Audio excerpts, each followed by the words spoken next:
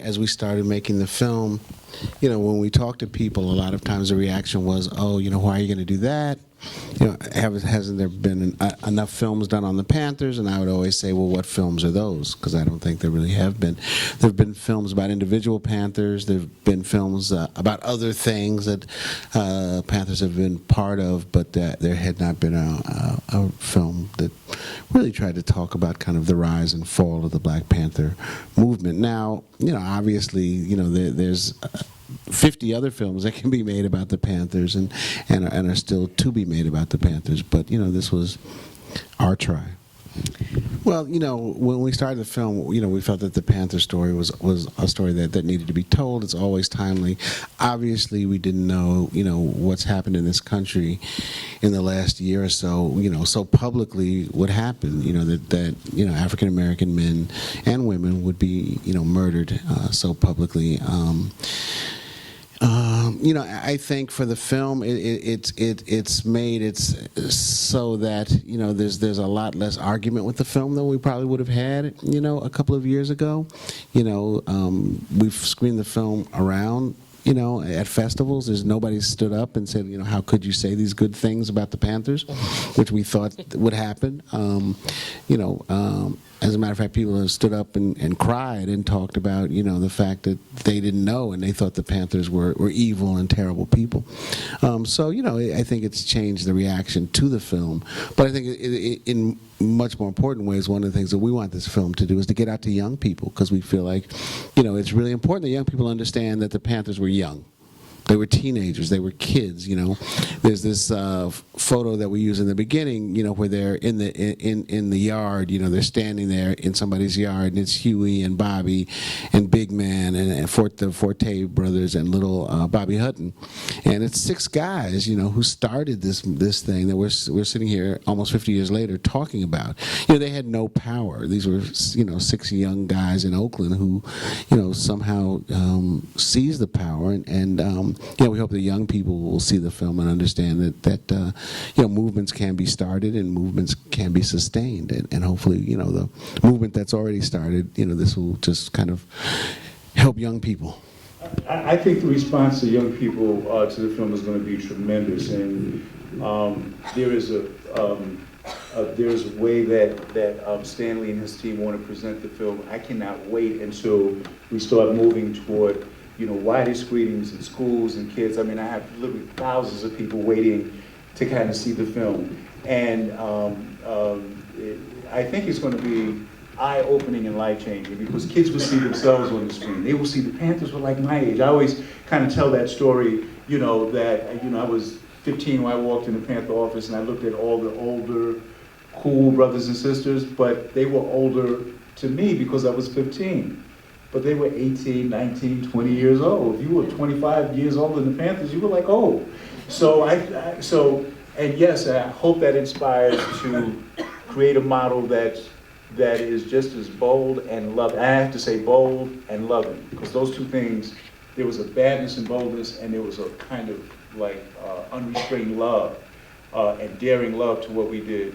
Whatever that looks like for these times is certainly needed. And I think for us in making the film, the women were central, and it was really important for us to bring that out. I mean, part of what we were trying to bring out in this film was, there were so many misconceptions about who the Panthers were. They've come down in history for so many people to be thought of as this kind of militant, hate white people group, and that's not who they were. And in the same way, they were not this group that was large, that was completely male, that was completely run by men, but they women played a very, very, very, very, very important role. And one of the things we wanted to do in the film was to make sure that we not only talked about that explicitly, but that we also you saw that and you felt it. So we didn't want to have like 8 pictures in a row of the guys looking militant with no women. We wanted to make sure that that we included images of women. Just so viscerally, you got that sense that there was, something else going on, and almost that you discovered it yourself. So before we even talk about the women in the Panthers, we wanted to set up that through pictures. So what we hope that you would do as a viewer would be like, hey, there's a lot of women, and then we kind of talk about the women's role. So Bobby, as the founder of the Black Panther Party, understood that things had changed, that the point that we would have to make and the way we have to organize, because the government has become so militarized, and because the police have been armed, and you have to keep in mind that when the police are armed with military weapons, with the M16s and the assault rifles and the Kevlar and the tanks, that they're being trained by the Army to use those weapons. And the very nature of that kind of training, military training, if anybody's had any military training, they're training you to do what? Kill who? The enemy.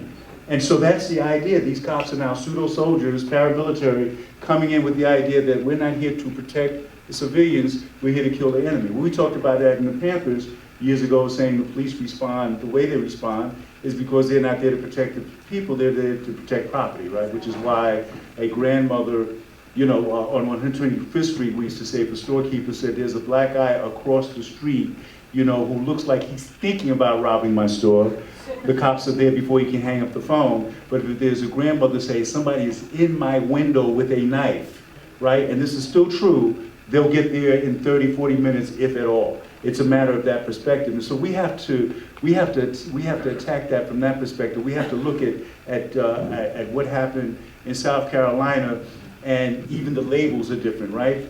Bombing happens in Boston, they're terrorists. McVeigh blows up a federal building, he's a terrorist. In Oklahoma, he's a terrorist. Man shoots 9 people in a church in South Carolina, he's mentally ill. So our labels have a lot to do with what we do, but when we look at him and then we can say that he came in and yes, he had a weapon and he shot 9 people, he had a gun, but who loaded the gun? You see what I mean? Who loaded the gun? We have to look at America and the systematic idea. We talk about this idea of Black Lives Matter. Well, Black lives have always mattered in the sense that we've always been valued, yes? The first thing of wealth in this country was how many slaves you owned, right? That was you rich. So we've always had value. We've always mattered economically, and we still matter economically. Even the prison industrial complex makes billions of dollars, right? But are we human? You don't slaughter people like that unless you have been trained to believe that they're not human. So we have to shift this conversation to our perspectives in terms of how the government views, how people are being trained in this idea of that made slavery work, was that it's okay to have a black slave. We know the Bible says you shouldn't enslave other human beings, but it's okay, brothers and sisters. This is white Christians talking to white Christians. I have the good book too, I'm a good Christian too, and I'm here to tell you it's okay to own a black slave because these are not humans. That's the base of the conversation.